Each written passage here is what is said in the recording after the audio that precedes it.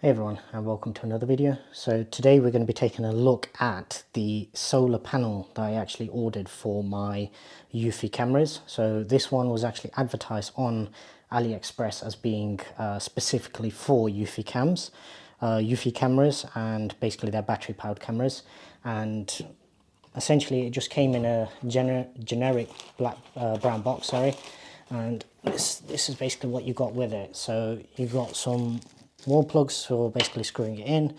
You got a little connector, and then you've got some 3M tabs essentially just for screwing in for, well, sticking it on for the cable. So basically just cable tidy. The panel itself came in a few pieces, so I've already put this together. So you literally just have to rotate this bit on.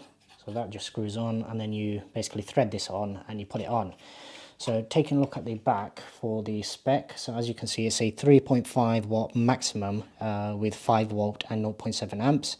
Open circuit voltage is 6 volt and short circuit current is 0.77 amps. It gives you some details in terms of the size and everything, and then obviously maximum system voltage. Test at 25 degrees, so obviously that's the optimal sort of temperature that it's going to work in. Now, as I said, this one was actually advertised as being specifically for the Eufy cameras. However, once it actually arrived, I was pretty disappointed with it once I actually got around to testing it. And the main reason for that is something that I actually asked the seller initially, and that was to do with the cable. So if I get that to focus in, as you can see, the cable itself, this is a hard plastic. So it's a micro USB. So obviously when it's fitting in, it's fitting around the actual core of the connector on the male side, on the inside. So just the very inside part there. And it's got no rubber grommet. And also if you look at how this is angled, it's obviously coming off from the side. Now, when I initially received this, I did plug it in, and there was a couple of things that did actually surprise me. So this was plugged in literally just on the kind of day it is today, where it's clouded, overcast, and I was indoors when I actually plugged this in. I basically took the camera off from the front driveway camera, plugged it in, literally just to test whether this even worked or not. And to my surprise, basically even just having this in the windowsill, the camera itself did actually bring up the charge light, and also when I went into the app, it also brought up an indicator saying that it was charging. Now, what type of current you're getting, that's a different matter. Obviously, we have no way of knowing that from the app itself. It literally just says charging. So from that, obviously, if you were to leave this plugged in and it was actually mounted outdoors, what you'd probably find is it would probably charge the camera. But there are a few things to consider. Firstly, obviously, the fact that this cable has no rubber grommet, and as you will have seen from my previous videos where I highlighted how the rubber grommets on the cameras themselves are not great.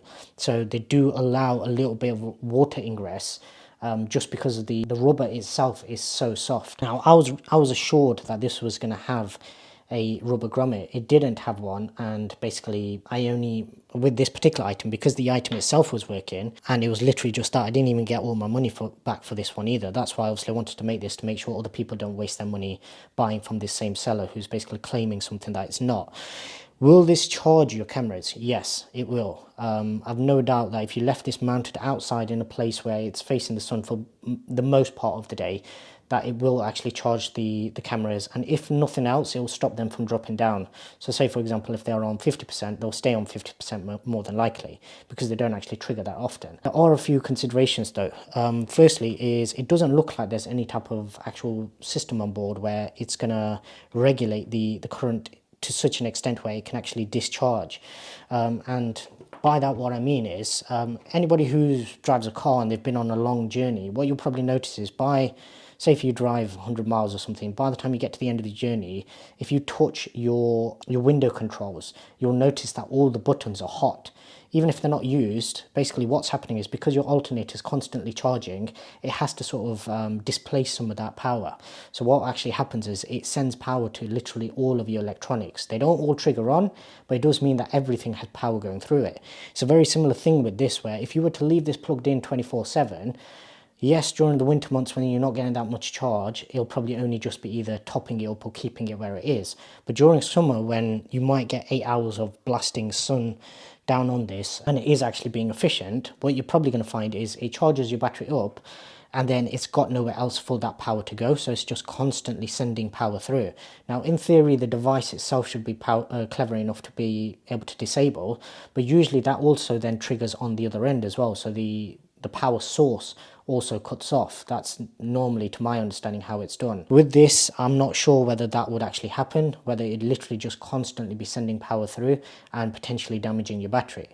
The other thing is obviously water ingress. So if your camera is mounted in a place where the back of the camera is actually hidden from the elements, then you're probably fine with this.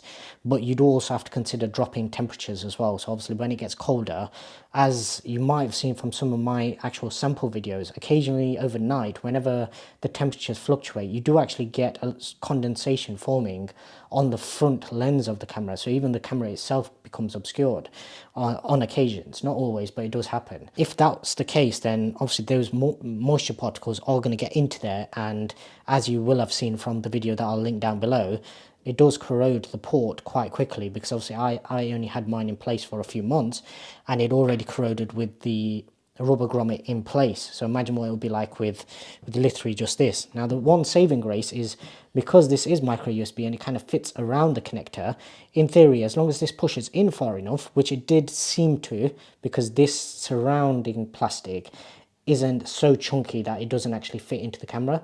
So as long as that happens, in theory it'll probably only be this that actually corrodes rather than the camera's internal port. But either way, it's not really a risk you want to be taking on cameras that are not cheap to buy, and they're not cheap when you're buying additional ones when they're £100 each. For people that are wanting it just as a temporary solution, it may well do the trick. So if you literally just want to set this up over winter, plug it in, and then obviously when summer comes, just unplug it, that's fine. But this, I wouldn't recommend buying from the seller that I bought from. What I'll do is I'll actually link all his details. I'll try and find the original post. A lot of the times they disappear, but I'll try and find his details and actually put it in there. Because what he's selling you essentially is for, I think this was around £23, £26, something like that. I can't remember the exact price.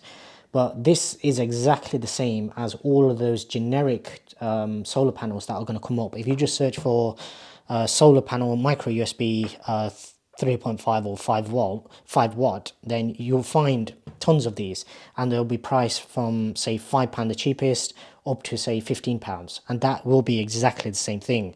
So rather than me actually giving you a link, obviously you can go buy that and use that instead, where basically rather than overpaying, you may as well just get the same thing for less, because it will do the same job. Other than that, as I say, I did test it for a little while. That camera itself, because of the damaged charging port, wasn't actually charging properly anyway. So I don't know whether it was inefficiency on this part or the camera itself that was causing the issue. But I did find that obviously it wasn't going up much, if anything. But it was detecting a charge, and it was actually showing in both the app as well as obviously the indicator light on the front of the camera showing that it's receiving a charge. With that, obviously you guys out there can make your own decisions. I'm not here to tell you guys what to do. This is just my input in terms of what I've received and what my thoughts are. I don't know the ins and outs in terms of how these particular devices work. Smartphones, I know, have a lot of things built in where they're very smart in terms of how they cut off power as soon as they need to. With the cameras, I'm just not sure whether that same sort of system is in place, whether they put that protection in place. If it's not, then obviously you could potentially be damaging your cameras by doing this. Now in theory, if it's plugged in, then it'll keep working either way. So as long as you know that you're never going to unplug that camera and use it without solar power, then it's not really that big of an issue.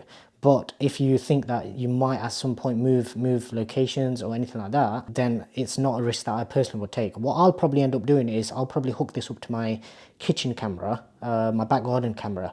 Main reason for that is because the back of that particular camera is actually slightly hidden away, so I can actually cover that quite easily. So in theory, it's not getting rained on, so hopefully that should protect the port a little bit better. But obviously that, in order for me to even do that, firstly I need to actually check that particular camera, because as I've mentioned, I've not tested any of the other cameras to see whether they suffer from the same sort of water ingress as the driveway camera did.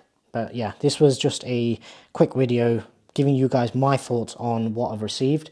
And obviously you guys, if you have any questions, just drop them down below. I'll do my best to answer them. Other than that, if you haven't already done so, please do subscribe to the channel, hit the bell icon, that way you won't miss out on any new videos. And until the next one, thank you very much for watching.